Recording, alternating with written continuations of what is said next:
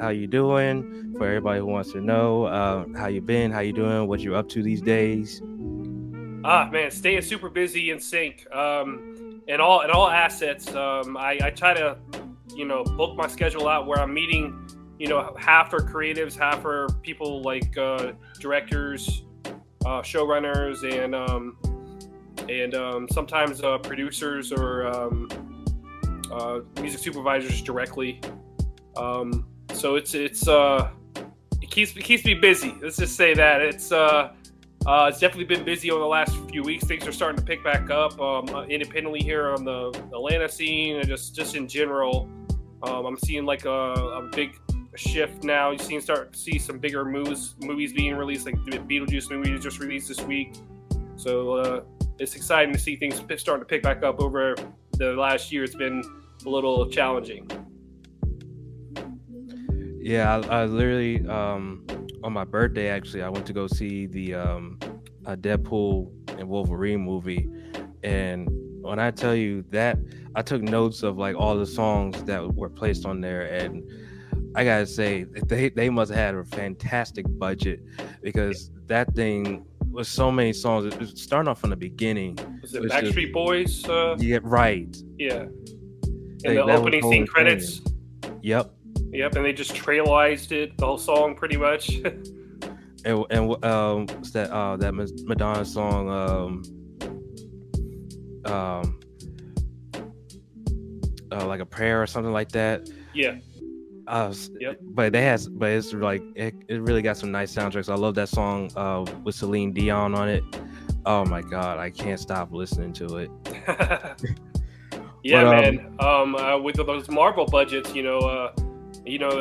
typically you see the music budget would be about 10% of any budget, and some of those Marvel budgets are 200 million. I don't know what it was for Deadpool, but it was the Deadpool Wolverine movie. I gotta look it up, but I think they did pretty well with it. I know everyone's talking about how well it is, and it's like selling a lot. It's doing well. Which is good to see the Marvel big engine cranking out some content. Especially right. bringing like a character like Wolverine back that we all loved, and that was pretty cool how he included a few people, like even like he included Blade in it and in the movie, and I mean Gambit was there. He was interesting. Was it Channing Tatum played him or something? Yeah. Yeah, I don't know that I like I wouldn't have casted him in the Gambit role. It was kind of weird.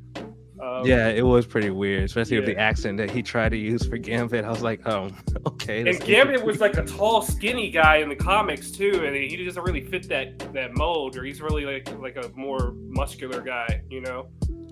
Yeah, it literally brought me back to the Wolverine movie because Gambit was in that movie.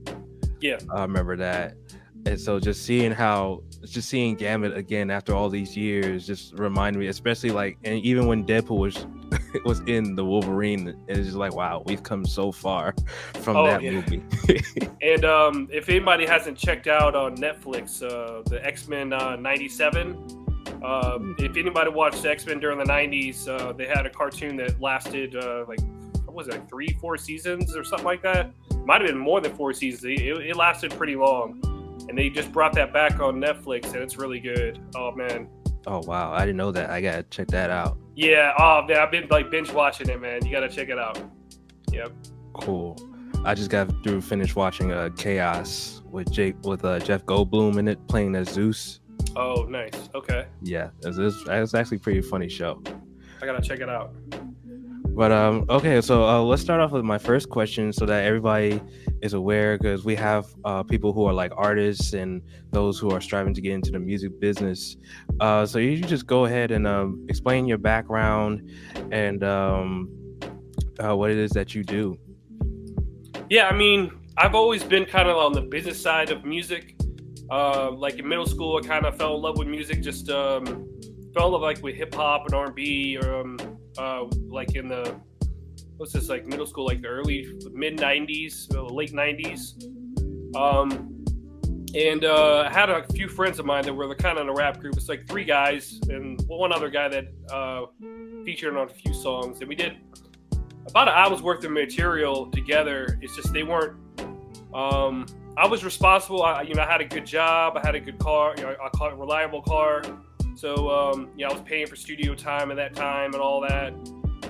It really, like just like jumping into the business without knowing really anything. And then in 2006, I actually moved up here. Went to SAE, School of Audio Engineering, here in Atlanta. I was in the first class there. It was a very small class size, less than 12 students in the first class. But I worked as an audio engineer for a while, and then I was an artist manager. It wasn't the original group that were friends of mine that were my own age. It was a group of youngsters that I kind of took under my wing, and a guy named Prophet from Tampa. He was in he's in that group, and I kind of developed him from a 15, 16-year-old until his early 20s, where he released a song, This My Club. And This My Club got into a couple of major films. Got into the film Limitless in 2011. Even before that, it was in a film called Game Time that got picked up on Lionsgate. It's not the greatest film, especially they messed up the audio on that film really bad, especially towards the end of the film. But they used it in the trailer for that, and then a year after that, in Limitless, they used it in a pivotal scene towards the end of like 3/4 into the movie.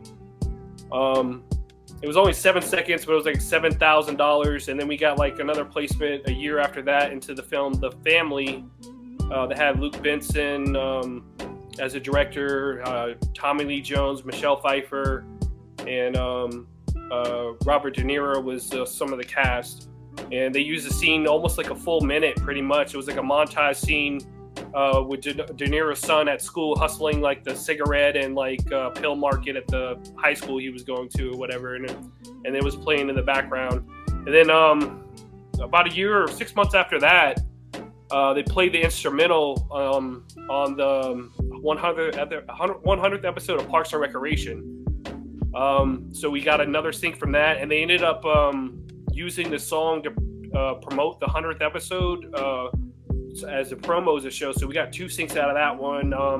The one for The Family, that was like $5,000, and then this one was like another $5,000, and with another like $2,500 with additional sync fee for the promo they did with the instrumental as well. And it was using a scene with Aziz Ansari, the comedian on the show, or actor comedian. He was doing a spin on fluoride, like an additive to water, and they called it T-Dazzle. It was a spin on that called T-Dazzle. But after that first placement, the Limitless placement, that was the #1 box office film. I just had the right song at the right time.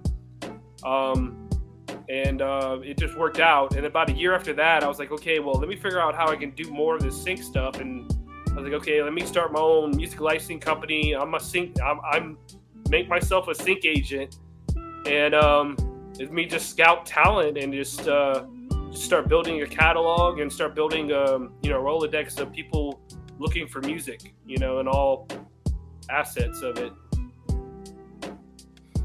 That's quite a story that, was with this song and how the dominoes just fell, and you just have all these movies and all these placements going. Because I remember the movie Limitless, so it's crazy that you mentioned that movie. It's been a while since I've seen it, but I remember the story and some of the songs that were on there. But it's crazy how some of these recognizable movies, you don't really think about these song placements and how they got there, and next thing you know, all the other projects that they've been on and how they got there. So it's a really interesting thing to learn about, especially for people who are like upcoming artists and or looking to dive into sync and wondering like, how does that all work out? You start hearing these things when you network with people, and you start hearing stories like yours, and you've been like sort of a sync agent, and like you kind of like had like not really know about it, but then you understood like, okay, well, let me see how much more I can do and how much more I can learn. So that's quite a story that you got there, and that's quite something to learn and take notes about. So you named all those projects. What would you say is your favorite film and series, and why? I'm a big sci-fi geek, so like when the first Matrix dropped, I was like in love, and that was like was it 2000, early 2000s, I think, Early 2000. 2000s. Yep. So I would say the Matrix is series. I mean, it's just the whole sci-fi, the whole idea that we're a slave inside a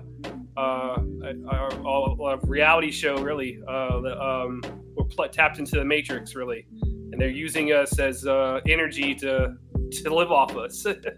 It's crazy, man. Yeah, the whole script, the acting, the action in it, and the audio is top notch. I mean, like some of the music they use and some of the action scenes in it are just like especially like the scene, like I was saying, the second one, like when he goes to save the Keymaker, Trinity, and Morpheus on the highway. Yep. That was crazy, man. That was wild right there. So I would say The Matrix is probably my favorite series or whatnot, but I would say second to that, I would say Breaking Bad. I actually had the pleasure of meeting the music supervisor, Thomas Kubrick, when he came here last year at GSU. He did a little presentation, and I was able to talk to him a little behind the scenes and pick his brain a little bit and everything. But Breaking Bad, if anyone hasn't seen Breaking Bad, the storytelling, the script, the acting is tremendous. Oh my God. It's just, it's just so well done, and especially Thomas, when he adds the music to the show, and he uses it so creatively, and he uses like a lot of stuff you probably wouldn't even hear if you would watch the show. A lot of stuff that's not commonly known. That's I mean, he's used some stuff that is commonly known, but a lot of the stuff is just like this, there's a little niche stuff that only supervisors really have the ear to, and I appreciate that. So the whole Breaking Bad and the Better Call Saul series. I mean, they're all really good. And the movie El Camino too. Oh yeah. I don't know if it's true, but they're talking about bringing Walter White back for a series, so I'm all for it, man. I have to check up on that. Let's stick with the sci-fi aspect, because it's interesting when you watch these movies and you hear the music that be on there. What would you say, like, opinion-wise, how is it? Do you think like the music placement or the music choices in these fantasy or sci-fi movies, is it like pretty fluid than like your average live action drama show or yeah, I mean, like, because it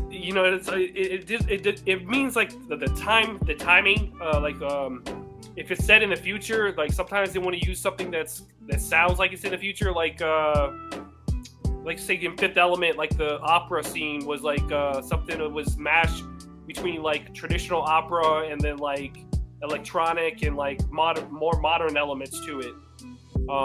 So you see that a lot in some sci-fi movies. Sometimes you see a lot of score in sci-fi movies, and you see a little source music or whatnot. Every now and then, like whether it be a Star Wars film or whether it be like Mandalorian, a Book of Boba Fett. There's another good series I recommend if you're a Star Wars geek.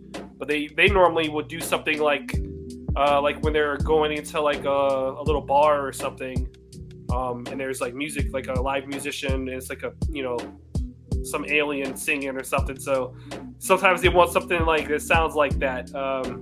It just depends on the situation, Yeah, and I was always curious, like, how the process when you have a song and they remix it into like an orchestra. So, like, for example, the last season of Stranger Things.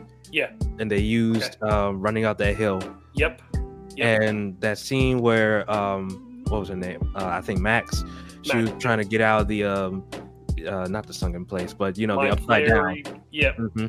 And then you hear the Running Up That Hill, and it's been like, you hear it as like an epic remix. It's like it's all orchestrated and stuff like that. So how does that process go? I mean, a big sync like that, the sync fee, I don't know what exactly it was, Mhm. I mean, it's Netflix. It's not HBO. Um, I would think that placement would be in the six figures. And the amount of money that Kate Bush Kate has Bush. made Mhm. off that song from being in the show, for it resurging on the charts, and hitting number one back on the charts in I think it's like 12 countries. And this is all from Sync, and you see artists like that break from Sync. And then this is an artist that really was big in the 80s and, maybe a little bit in the 90s, but really hasn't, been heard. So it's a show that's, like Stranger Things is set in the 80s. They're looking for those authentic 80s songs that they can, really showcase. And that was one of those songs that was kind of it wasn't like a huge song when it came out or anything, but it was people appreciated it. And I guess over time people look back, they're like, okay, let's point a finger at something, and then it really worked. For example, there's a show called 6 Feet Under. They used Sia on the very last episode of that show. It was a very emotional scene. It was playing. It's the very last. It was 6-minute scene, and they had basically only a 2-track. They had two tracks. They had an instrument. They had an instrumental, and they had an acapella, and they had to work a 3-minute song and extend it out to 6 minutes. And that song really is what launched Sia's career. And now she's a big, huge pop artist, So Sync has been, more modern, Lizzo's another artist that really became popular because of Sync. And then, the Sync is kind of like a start. It puts money in artists' pockets so they can say, hey, look, I just made $20,000 from 3 syncs. Let's go shoot a music video, or let's do this, do that, or let's go, have the money to produce a new song or go on tour or whatever the goal is to help expose that artist to the next level, whether it be radio presence or anything these days. Yeah, I remember when Transformers came out and they used Linkin Park on there, and I thought that was just so well done. I'm a big Linkin Park fan. Or that new Batman movie used Nirvana. It's you hear some big things like that, and then some things like that pay really well. I'm sure Nirvana. I'm sure they probably got, especially how they used it. I would think they would get close to 6 figures, at least high 5 figures from the placement like that. And then Rolling Stones. The Beatles, they're getting anywhere from $1 million to $500,000 a cue per sync. So those, and then a old band like the Beatles is who owns the publishing now? Is it family members, or is it some business people that work? I think even Michael Jackson owned some Beatles publishing for a while there. So I mean it's interesting to see how that plays out. Being the ones that receive the most money from Sync, those big ones. Yeah, definitely. So you explained, with all the Sync placements that the song got into, especially Limitless, and the next thing you know, you have, excuse me, you created Steel Sync. Yep. So tell us the process of how that sort of came together and developed. Man, I just was okay. Steele has always been a family name. So my great grandfather had a steel construction company that was based in Alabama, Southeast. Did a lot of work in the Atlanta highway areas, the major highways from 85, 75, 20, 285. They built a lot of that, 400. My great grandfather, my grandfather owned steel construction. So I wanted to kind of bring the name, to what I was doing. It's my middle name. It's not my last name. A lot of people think it's my last name, but it's my middle name. It's my mother's maiden name. So I wanted Steel, and I wanted something that, Steel and Sync went so well together. So I was like, okay, let me just throw this together and see how it works. And I launched a website, just started taking a lot of submissions, was really focused on SEO when I first started, just building a strong online presence. And that's still a everyday battle that we have to do on, whether it be LinkedIn, Instagram, TikTok, Facebook still, and now we have like all these other third parties that we use with it, like StreamYard here and everything. So I started just accepting submissions and just started, just not really saying no to anything that sounded really good. And it didn't really matter the genre too much, because I was like, okay, let me just try to get as much as I can. So like when I'm sitting across from a director and they're like, okay, I need a country cue, I need a pop cue, I need an electronic cue, I need a hip hop, I need an epic hip hop, or I need a trailerized hip hop, or I need a up tempo hip hop, or I need, whatever it is. I want to be able to cover as many cues as I can on that one project and show myself as much value. So that's what I was just thinking, like, okay, like, let's try to get the best rock artists in town, or in the, the Southeast, or in the nation, or, and it's a lot of artists don't know about sync. They, it's there's a lot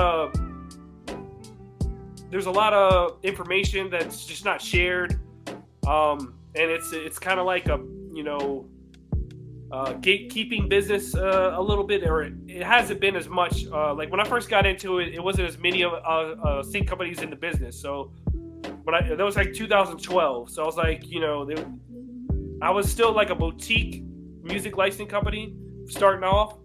I've built the catalog up where, I've got, like a good 25,000 songs in the catalog now, Nice. And I'm trying to keep adding more on on almost a daily basis, just to stay up with trends and things like that. Yeah, I completed actually completed an internship, and one of my assignments was to organize a catalog, and I can't get too much into it, but it was pretty interesting experience as to how catalog music works, and how to organize it, and what to look out for in terms of projects, trends, and any sort of like brief opportunities.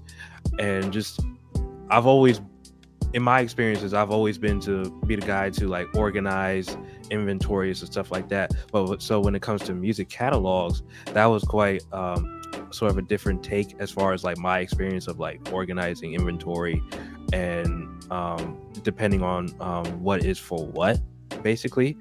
And so just hearing you say that is it kind of like broadens my mind about catalog music, and even I've had some interactions with extreme music. Okay.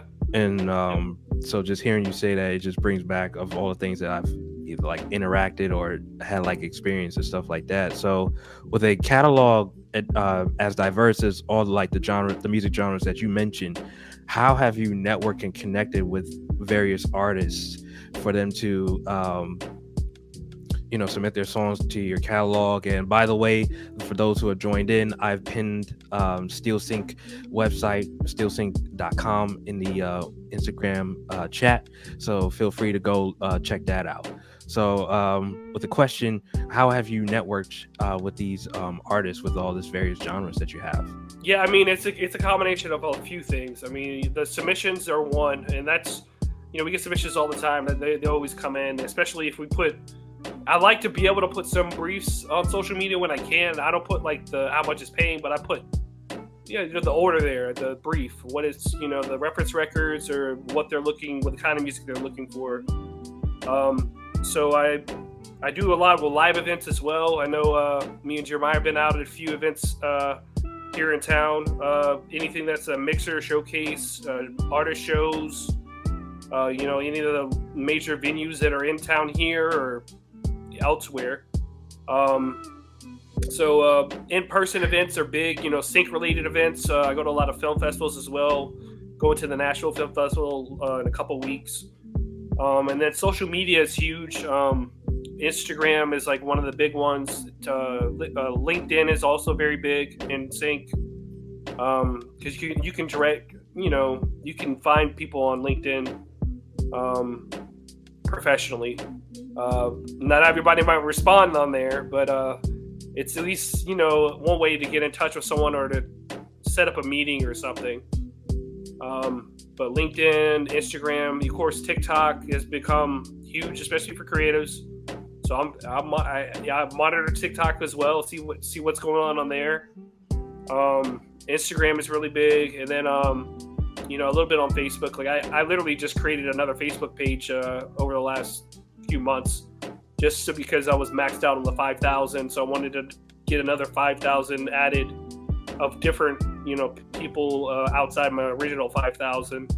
So I do stuff like that just to try to increase my online presence, and so it's a combination of those in-person events, the submissions, and then the stuff online, the social media stuff. Yeah, I want to piggyback off of that because I can't emphasize how important it is to like network with folks, or either like professionals or people who are just as hungry as you are to get into this industry. Because I know I went to Sing Spotlight in Sandy Springs.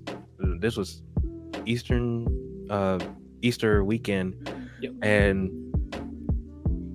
I went to the conference and I didn't have a good idea as to like who you were at first. I saw you walking around, I guess, trying to like facilitate, making sure everything was going straight. But the event itself was very informative. All these different panels you had, singer-songwriter panels, music supervisors, sync agent panels, all that good stuff. And we never actually got to talk until I believe it was at the 4th or 5th showing at BBR Indie Films. Shout out to Butter B. Rocka. And I was talking to you and Luke, and I think that was when you and I actually like got a chance to like talk a bit. And then I remember days or like a week later, Butterbeat, she like contacted me saying that you were trying to get in touch with me.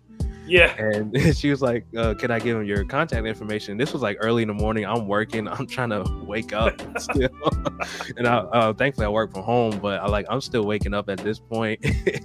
And I was like, oh, okay. Yeah, sure. And then, you and I, we hit it off, and then we go to lunch, and we really got to know each other. And so, it's very important with networking, such a, something like that, just like going out to lunch and hearing each other out, seeing like what do you have in common, what are your goals, exactly, and everything. And if anything, it's like if I could do for you, anything you can do for me, it's just like it's just the simple conversations, And I like to have a few of those every week, man. Those in person, the Skype, or not the Skype, but the Zoom stuff is cool and everything, but I still like to do the in-person stuff and like to sit down, an hour, 2 hours with somebody and really pick their brain and try to see, like you said, to try to make it a mutual thing. And I don't think I did mention before, but like the two of the biggest platforms that I do listen on when I am scouting talent and everything is Spotify. I have a Spotify account, so I get access to almost everything on there. And then of course disco has become so big in sync, so I'm on disco listening all the time as well. And a lot of my submissions, and not want to say all of them, but a lot of my submissions do have disco links. People are getting hipper now to disco, and I've been using it for like 10 years now. But yeah, it's crazy how we met each other. I couldn't stay late at that event because I wanted to talk to you more. I think we talked before like the films got started, and then I left early that night, and then but it was like, hey, there were some people trying to get a hold of you. I was like, oh, okay, my bad. So like in the last two events, I came and I stayed later just to make sure if there was anybody I didn't talk to before, because I had some early morning meetings that next day, and I couldn't stay till like midnight or whatever, Yeah, and we just ended up just bumping into each other with all these film festivals going on. So as like networking, it literally like makes the world smaller in a way. And like I feel like that's how like you're doing it right, because I've been going out to the Guild of Music Supervisors and meeting people, and next thing you know, I see them that they're in Georgia or somewhere on the East Coast. And I was like, oh, I didn't know you were over here. so we are the unicorns, kind of like you're a music supervisor. I'm a sync agent. We're like the unicorns in the Southeast here. all the sync agents or all the music supervisors are LA based, or a lot of them are LA based. So there's only a few of us here in the Southeast. We're kind of the unicorns here, man. You know. Which is great for, especially in the Atlanta region, that sync and licensing. The concept of it is growing here in Atlanta, and a lot of artists and producers, they're starting to get an idea of that concept. So it's like you said, we are unicorns here, but the concept, I feel like it's growing. It's at least compared to when I first moved here late 2020. Yep. I feel like it's been that knowledge has definitely been growing and spreading in the Atlanta region. Oh, for sure. Yeah, So- it's gotten better. You know, as each year keeps going, it's getting better and better. I mean, like, I don't want to cut you off. Go ahead. No, you go ahead. Go ahead. What was I going to talk about? I guess we were talking about Sync Spotlight a little bit, were we? Mm. You were talking about going to Sync Spotlight, but Sync Spotlight's been like an event I've been trying to do for like 10 years. I did an event back in 2017. I flew out a music supervisor from LA, Lauren Marie Mikas, that was really big on the independent scene. Did a lot of nice size budget independent films over like a nice span. I flew her out here, did an event here 2017, because there really wasn't that many music supervisors or sync agents or anybody, or even like licensing companies. There's only, and still there's only a few really in town, or a few that even been in town in the Atlanta area. There's so many of our West Coast base. But like the Sync Spotlight is a bit of it. Like I said, I've been trying to do it for 10 years, and it's only been like over the last few years. Like we had someone like Megan Francoeur, Michael Carpenter. There's a couple other guys in town that do some music supervision and stuff too. But like, back in 2017 when I was trying to do one, there is not many, So like, I've been wanting to do an event like this for a while, and like we were coming out of COVID. I was like, okay, man, hopefully it was just aim, like I was like end of March. Let's try to aim for over by then, hopefully with the strike and everything, things would be picked back up. And we had like 12 briefs from the conference. One was a VIP brief from a Marvel film, and then we had 11 other briefs from a range of we had some ads, we had some independent films and projects, and we had some major stuff too. Just a combination of everybody kind of bringing stuff to the table, which it just worked out when we brought everybody together. So I just want to keep doing it, and eventually like take it on the road and hit all major markets, especially here in the Southeast first, and maybe hitting like town like Orlando or Miami next or something, if we do. Or Nashville's been on my radar, and I'm going out there for the Nashville Film Festival just to keep making more connections out there. So Nashville, eventually LA, New York, Chicago, London, Berlin. We try to do them all, man. Hopefully we can do some ones. We can go like the K-pop market and the Japanese market. Maybe something like that eventually. Like try to bridge the gap between like Western music and Eastern music too. Yeah. Okay. So everybody in the Nashville area, you heard it from him. He's gonna be up there pretty soon. So I advise that you go ahead and connect with him and find him. I'll be there from the 19th, I think the 19th to the 22nd. It's a Thursday through Sunday. The only weekend the festival's going on. So next week, 19th through the 22nd. That's next week. Yep. So Thursday, there's going to be an event. Anastasia Brown's doing an event there at the Nashville Film Festival. I'll be there for that. And if anybody doesn't know who Anastasia Brown is, she's like the Mecca music supervisor from the South, from Nashville, that did music supervision for years, and now she's like more in an executive role. But she's going to be there doing an event. Definitely don't want to miss that. I'll be there for that, and then I'll be there, scouting talent, meeting with directors, trying to find out, what next projects they're working on and what kind of music they might be looking for, and try to, expand the catalog to some more projects here. That's the ultimate goal. But yeah, I'll be there. They said next week. Yeah. Next Thursday. Yep. Yep.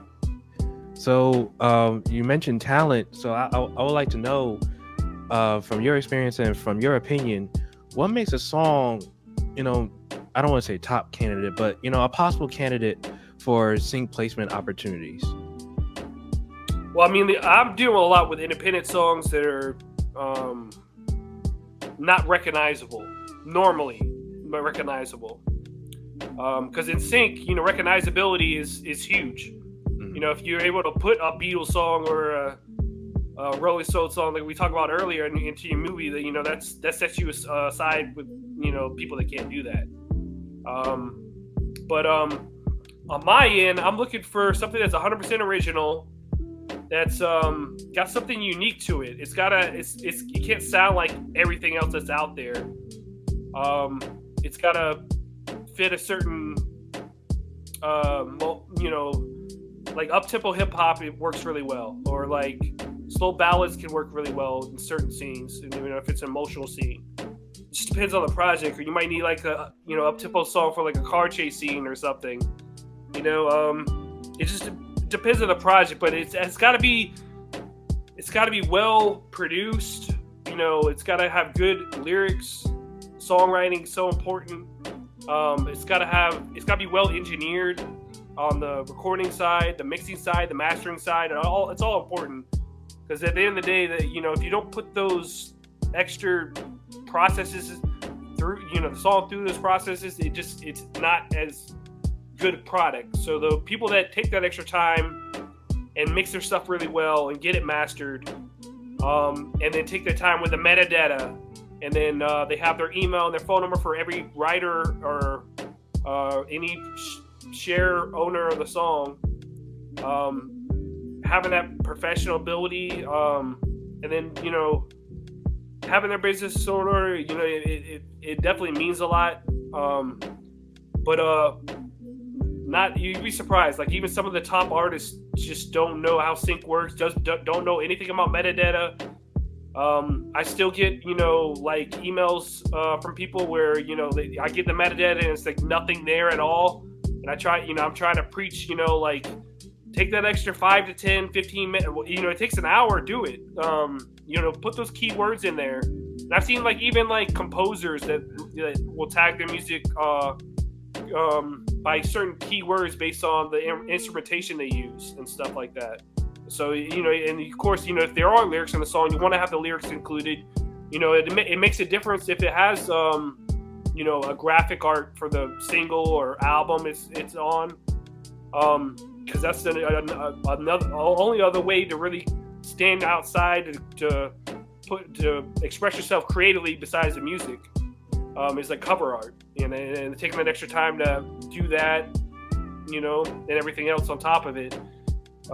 But yeah, I'm looking for something that's well polished, something I have to go back to them 5 or 6 times. We do a lot of edits. It's ready to go. Like it's ready. I want to like bring something to the catalog where I don't have to do a bunch. I just want to bring it on and then license it. I don't want to have to work with demos and then like 6 months I'm working on a song. If we're working on like a project where it's an independent film or something like that, and we're working on 6 months on something, that's fine. But like if I'm working on 6 months on a project and it's not, and I'm not getting paid for it, I'm not trying to do that. I'm trying to work smart, not hard. I work hard too, but I'm trying to work smarter, not harder. Gotcha. Yeah. All right, so those are the things, especially for artists. Those are some things to look out for, especially for what music supervisors or sync agents are looking for, because they are also on a schedule. And so, if you want to be like their best friends, you just gotta make sure that you're organized, and also make sure that you put your heart and soul into your art.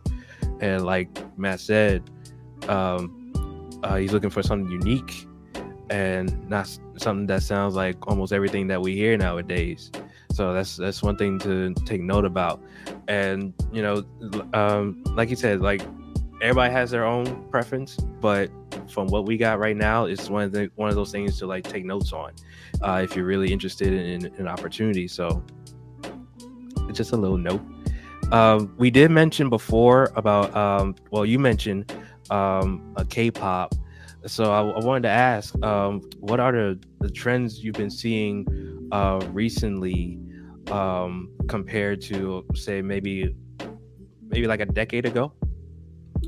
Yeah, I mean, in film and television, like the trends change every quarter, really, depending on the time of year, what's going on and everything. And even with ads, they're kind of even behind that. Like I worked on ad recently, and it was paying around like $20,000-$25,000 range, and they referenced all songs from the early 2000s. It was like oh man, it must have been like "We're the Best" by DJ Khaled, and like some Kanye and some couple other artists.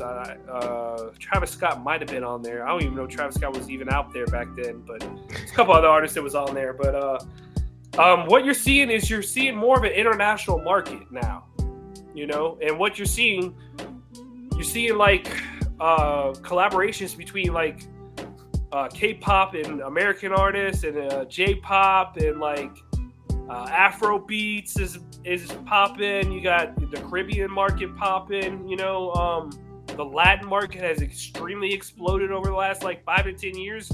Like it went from being popular in just Latin America to being popular across everybody now. And people are learning Spanish just because these songs are probably so popular. They're singing in Spanish and learning Spanish. So I think it's a fun market we're living in, where you're having music come from all over the place. You got to be able to blend genres when it comes to like a lot of these ads and commercials, because they want to hit on all their audiences. They want to they don't want to disclude anybody, if you know what I mean. They want to generalize and make songs that might have rock and hip hop and country all mixed in one, and they're like, oh shit, this will appeal to everybody, because the person that likes country likes this part of the song, the person that likes hip hop likes that part, or whatnot, or whatever it is. Mm-hmm. So they just the genre blending and meshing has become like the people that do it well have been able to do well in sync. And then in sync is all about deadlines too. We're only given a lot of times. I'm involved in a project very, very towards the end, and it's in post. It's probably already been in post for a while, and they're looking for like 1 or 2 extra cues, and they're trying to look to fill it for 5 to 10K or something. So I forgot what the original question was. I'm kind of going off topic a little bit. No. That was it, because Johnny's on the chat. He's saying like especially the Latin music is popping too. Like I've been seeing K-pop music pop up on ads, especially in the ads department, because they're collaborating with these major brands. And then Meg Thee Stallion came up with that song, and she's rapping Japanese and all that stuff. Got people singing in Japanese. Exactly. Yeah. They don't even know what that means. Yep. So it is quite a big trend with international music, and even I myself contributed to listening to a whole bunch of Japanese music. And really during the pandemic, I've been listening to music like around the world, like Japanese music, even Mongolian music. I've been listening to the band called The Who, HU, not the Who that we know. Everybody keeps getting that confused, but HU. They even collaborated with the lead singer of Papa Roach in one of their songs. Okay, nice. And that was really awesome. And then I'll be listening to like Native American music, and I'm just now getting into cultural Siberian music, and then you got the Nordic Viking music, and so it's just very interesting about the different sounds coming from around the world. And then next America having a market for those international sounds within their ads or some like music. Some movies. A perfect example is that Irish band that was in The Departed. You know what I'm talking about? The bagpipes and all that. Oh man, Oh if yeah, you yeah, watch, yeah, yeah. I can't remember their name, but I know what you're talking about.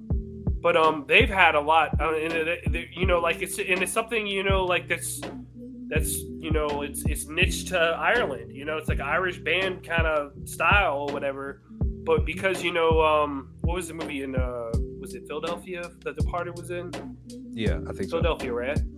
And Philadelphia had a large Irish immigrant, and not just immigrant, but just people that lived there that were originally from Ireland that moved to the U.S. or whatever and settled here. So they wanted that, you know, in the movie, you know. So it's each project's unique like that, where they, you know, like you said, it might be like Native American music, like in AMC Dark Winds that Rick Clark was working on. Mm-hmm. You know, he's looking for Native American music that's traditional to and from that time era of the 1973 predated because it's set in that time period. So each project's, you know, unique, and it's fun that way because like you never know what's going to come across your desk, and you're like, wow, this is cool. You know, like we worked on a KFC commercial recently, and we lost it. We didn't get it, but we created a really good song, and we probably get it synced another 6 months, a year from now, or whatnot. But we lost it to Kendrick Lamar. Kendrick Lamar won it. So I was like, okay, if Kendrick's gonna win it, you know, he's got the hottest song of this summer. So I mean, like, if anybody's gonna get it, they can give it to Kendrick. And it's weird. I don't know how they dealt with the business on this, but I saw the ad, and then I pulled the ad, and then I saw the ad without his music. So I don't know what business is going on there, because originally it was like, I mean, I probably shouldn't be saying this, but it was around $45,000 what they were asking for it. But when you involve a big artist like Kendrick Lamar that, you know, can make, you know, hundreds of thousands of dollars off a sync, and you try to, you know, do a KFC commercial, it's probably, you know, more like, you know, six figures than it is the 45,000. And now Kendrick is going to be performing at the Super Bowl. So there's that. And they just announced that, like today, he's performing at the 2025 Super Bowl. Yep. So not just did he get the new KFC commercial, but he's also going to be in the Super Bowl. And next thing you know, Drake is going to be the surprise guest performer. But you know, I've been listening to this Native American based DJ group. I think if I'm getting this right, they were called A Tribe Called Red, but okay. I think they changed their name to the Hallucination, and they're a really great DJ group. They combine like traditional powwow music into modern techno style songs. So it's really great. I remember doing I was taking music history 2 back in 2018. It was like senior year at college, and our final project was to just talk about music of any era, any time of the year, and write a 10-page essay. And I wasn't sure what I wanted to do, but then all of a sudden I just started listening to Native American music, and I was just like, let me write a report about like cultural music. And so I just wrote about, you know, indigenous music, did all my research, and talked about the hallucination and how they combine those sounds of tradition into modern style music. So that's where like my introduction of like world music really started going, and then obviously the pandemic just really just heightened it. So we got a few questions left. So we talked upon Sing Spotlight. Just wanted to ask, like, where you see Sing Spotlight now, and going forward, what would you like for it to be in the future? I think you know, if we can get some more sponsors on board, like I'm working on getting like Guitar Center, and I'm working on getting Atlanta-based post-production facility as a sponsor. You know, that give us, you know, the ability to do these events more often, and to do these more in more cities, you know. it's great to do it every year in Atlanta, keep making it bigger and better every year in Atlanta. But I want to be able to branch this out and really take this on the road, and take it down to Florida, hit Miami, Orlando, maybe Tampa. The Tallahassee market has a decent music scene because it does have a couple big universities there with FSU and with FAMU. And then I always look at Nashville. If we look at other cities, like we probably branch to the Carolinas, South Carolina, North Carolina, something like Charlotte. Asheville's like a cool little hippie town that's got like some cool music in it. Got a nice little cool independent scene there, and it's those little markets you can do more events smaller and just spread it out than trying to do one huge big one. And that's what we're trying to do. Whether it be trying to bring people, because with Sync Spotlight, we noticed about half the people that bought tickets for Sync Spotlight were from the Georgia or Atlanta area, and then the other half came from out of town, whether it be from LA, New York. We have people from Chicago. We've had people from Canada. So we had like 2 or 3 people that traveled like 2,000 or more miles to come to one event. So we did no virtual, and that's something different that a lot of other sync companies took note of.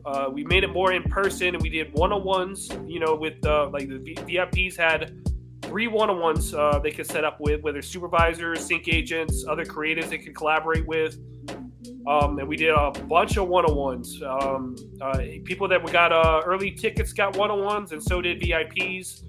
And then we played music by we're trying to we had an hour of music basically listening to the last two panels. We did 30 minutes of listening from the audience, and we try to mix it up, play a little bit of everything, try to play some score, some more like we played some R&B, we played some hip hop, we played some like rock, we played a little bit of everything. We try to make it diverse, and I try to make sure the people that bought the tickets early, that they we give them a spot somewhere in there to play their music too. So nice. And that's where I went to school, at least for my bachelor's. I went to Catawba College up in North Carolina. So I've had friends who were in the music department, artists, instrumentalists, people also trying to get into the music business. That some of them ventured out to Nashville, some ventured out to Florida. At least when I first got there my freshman year, it was always you graduated Catawba and you go to Nashville for any like music opportunities. And then as the years went by, people would like either go to Nashville or they've gone to Florida. So it's really nice to hear you like trying to plan out that you're trying to reach out to all these different states, including like the Carolinas, because there is a music scene definitely out there in the Carolinas, and yep. I think they can definitely use like, and it's a large of it is untapped. They're not as it's not as developed as a city like Atlanta or Nashville, right? But like a city like Charlotte has a lot to offer, or like city like Asheville or Columbia, or Charleston even, Myrtle Beach is okay. I'm used to I'm from Florida, so I'm used to real beaches. Myrtle Beach is not like a real beach to me. Oh, it's like a redneck beach or something, man. It's not like a real like Florida beach. So. I never heard the battle of the beaches going on. What's real? Where's not? I just go out there and enjoy the weather. I don't want no beef with anybody. Oh, I feel you, man.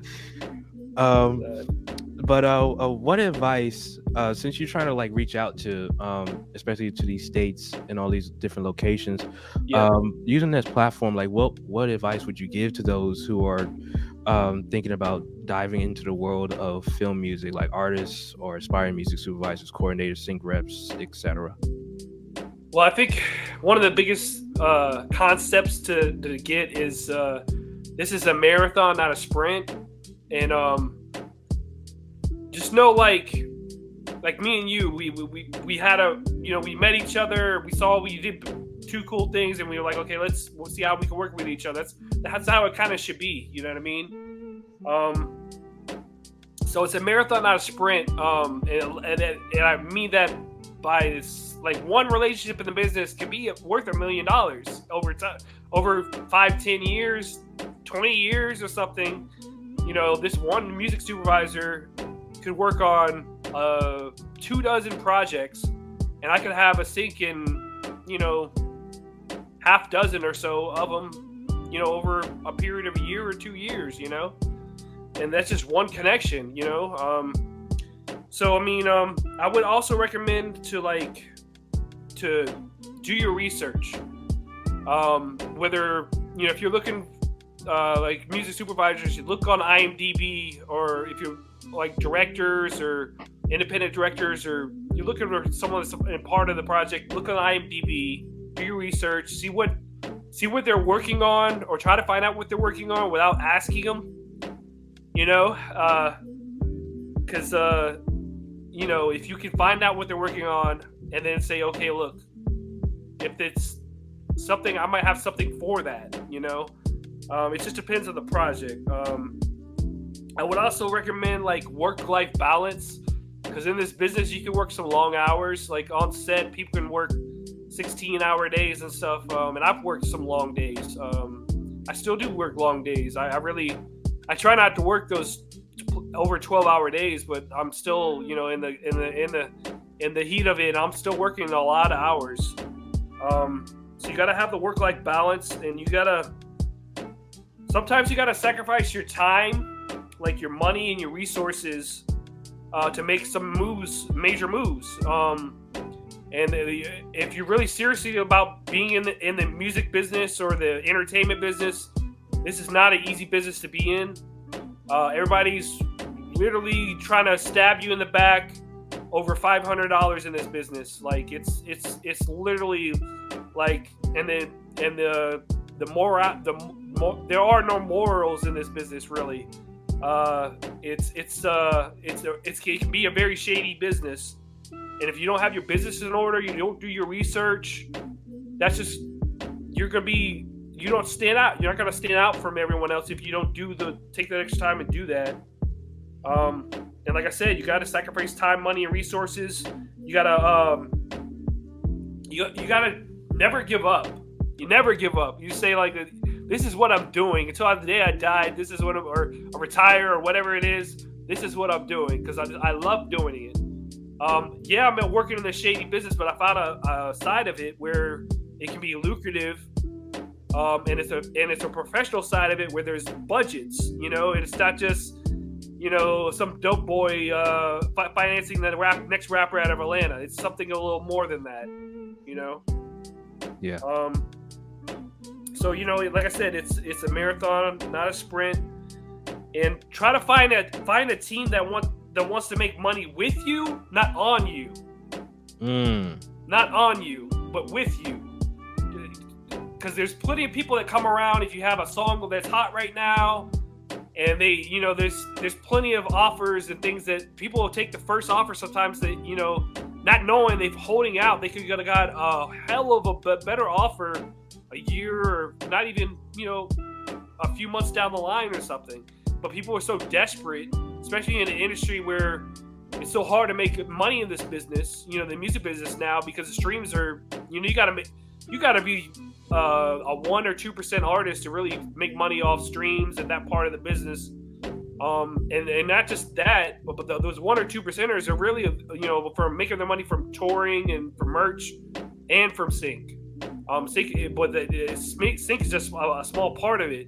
That touring and that merch budget is, those are really big, man. So I would, like I say, find a team that wants to make money with you and not on you. Because everyone's looking for the next paycheck. Everybody's got bills to pay. Exactly. I'm reading the comments, and we got Luke on here. It was good, Luke, and everybody's agreeing what you're saying. Even I am, because the more I've been growing into this world, you're hitting everything on the nail right there. Especially making with terms like having people make money with you and not on you.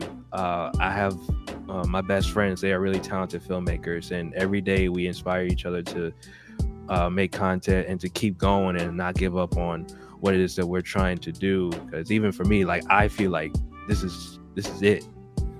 And I spent like 5 years after graduating my master's trying to figure out like what's music supervision and all that stuff. I didn't have a true education on that topic specifically. I just have a broad music business degree. So I just spent all those 5 years, including the pandemic, just catching up on what it is and then reaching out and networking with folks like you in the business. And so it's really gotten me to places where I never thought I'd be, 5 years later, especially with this podcast now. And now I have one project under my belt where I can say that I finally became music supervisor, and it is going to be showcasing at BBR Indie films in a couple weeks. Yeah, I saw that. Congrats on that. I'm looking forward to it, man. I really am. I mean, with everything that Butter and her whole family and crew have been doing, it's been really great. And I'm actually trying to include some directors I know in some of her future events as well. There's I think he couldn't make this next one, but the one in November, I'm gonna try to include someone from my network. Has a couple of shorts, but has one that's going to be in the Nashville Film Festival coming up in a couple weeks. It's like 9:00 on a Saturday. But I was trying to get that included because she's really, I mean, like, she plays about 7 or 8 indie, 15, 20-minute films or so. So, and it's like the last one had a nice range of different kind of films. You had animation, you had a sci-fi film, you had like an action, romance kind of, drama kind of thing. And you had a couple other. There was an action one, another action one, like a action sci-fi. So it's cool to see, which films they're picking and the people that are coming from either the Atlanta area or from outside, because there's a lot of people coming from outside of Atlanta from other markets coming in too. So yeah, man. And I heard she's moving to a larger theater this time too, so that's huge. Yeah, man. Oh, nice, cool. And the reason why we picked for Sync Spotlight, the reason why we picked that Sandy Springs venue there is because we want to grow into it. We had about 250 people out there between the Aloft Hotel that Friday night and then all day Saturday at the Sandy Springs Performing Arts Center. We had like 250 people there, but it could seat over 300. So when we do it again, in a few more months, in about 6 months from now, I'll be there. Yeah, man, we gotta pack it out. We gotta like really pack it out this time. Like the bleachers we had on the back, we gotta fill those. Fill those up this time. Yeah. Yeah, it's a nice venue. I've never been to the that Performance Arts Center in Sandy Springs, so it's a really nice setup. It's a great location, especially for a conference like that. Oh yeah, right in the heart of town, right on the north side of town, like a couple miles north of 285, right there on Roswell Road, right in the heart of Sandy Springs, man. Right in the heart. I mean, we try to we looked at a few venues. We try to stay out of downtown or midtown. We did look at the Center of Puppetry Arts that was in Midtown as being a possible venue, and they have a nice facility there. But yeah, Sandy Springs just wowed us. I mean, it's newer because we looked at like the Strand in Marietta, which is an older theater, historic, but they're technically up to date as the one in Sandy Springs. So, and then the weekend we have this Sync Spotlight, Kevin Hart did his stand up in that same venue. Right, it's a larger. Yeah, it's called the George. It's a larger venue that sits like 1,000. It wasn't the one we were in. But it was the same venue space, just a different venue in the event space there. So that was pretty cool. Gotcha. I did post the website for Sync Spotlight in the comments on IG Live, so please go ahead and check that out. for any sort of updates or like contact information if you're interested in being a part of that. We are reaching the conclusion of this show. I want to thank you again, Mathew Steele, for coming in and sharing your experiences and sharing your knowledge to everybody. I hope this has been informative to everybody. Thank you to all who came in on the live and showed up and showed out. Luke, I see you. I appreciate you with the congratulations. And Luke said he's going to be at the next Sing Spotlight. So Okay. we'll be looking out for you, Luke. Well, I appreciate everybody popping in on the live. And so I just want to ask you one more question, Matt. Yeah, sure. And it's a question I ask every one of my guests here. But if you were to create your own life's soundtrack, what elements, meaning like instrumentation and orchestration, would you include? And at what point of your life are you trying to emphasize in your soundtrack? It could be goals, your trials, your personality, whatever. Man, that's I would have to say I'm kind of bipolar. All right, so I'm either up tempo hip hop, trailerized hip hop, or epic hip hop, or hip hop with composed orchestration with it. Mm-hmm. So that's my stuff. I'm either working out with that stuff, or I'm listening to like lo-fi stuff all the time. Like I literally I find all these lo-fi playlists on Spotify, and like they have like hundreds of hours of music or something on them, and like I'll just like dig in that and listen to that all day sometimes too. But the orchestration with the li-fi stuff is a little more stripped down, a little more bare, where they're just using like literally like sometimes it's like 3 to 6 instruments and that's all that's there. But it's really well done though. I really enjoy it. So it's like I said, I'm bipolar. I'm either like I'm way up tempo, or I'm like this is some chill lo-fi stuff. I think you're the first to use the trailer's music in your soundtrack. But I'll actually give you an artist, and God rest his soul. Unfortunately, he passed away. But Nujabes, Nujabes. Yeah. Look him up, and I love listening to his song Flowers. Oh man, it brings me so much peace. Like I think he's like one of the pioneers of lo-fi before lo-fi was even a thing. This is like late 90s, early 2000s, and I'm an anime head. So I'll be here. I've heard that. How do you spell his name again? Was it? How do you spell his name again one time? Nujabes. Okay, for everyone else that's listening, they can look it up too. I found it. It's on Spotify here. Okay, I'm gonna have to listen to that when we get off. Yeah, Flowers. Okay. That thing just hits right. Okay, cool. Yeah, but thank you again, Mathew, for everything, for popping on. Hope to do more with you. We've been great friends ever since we connected. If anything, everybody, for those who tuned in, if you haven't taken any notes, please take from this episode that is important to network. There's so much benefits that goes with those who are professionals or those who are just as hungry as you are. And please surround yourself with people who wants to make money with you and not on you. Please put that in quotation marks, put that in your notebook on your calendar, or whatever you put on your journals or whatever. Please put that note and stick it in your head. But thank you everyone for tuning in. Thank you, Matt, for showing up. For just a little housekeeping rules, this episode will be uploaded on Spotify and YouTube, so please follow us on those social media platforms. Also on our TikTok at jmalley_guy. We're trying to up our TikTok page as well, but definitely our Spotify and YouTube. Please go follow that. This live will be posted up on the Instagram page as well, so please tell a friend to follow us on all social medias. And have a great Sunday, have a great weekend, have a great start to your next week. Happy football day. Football is back.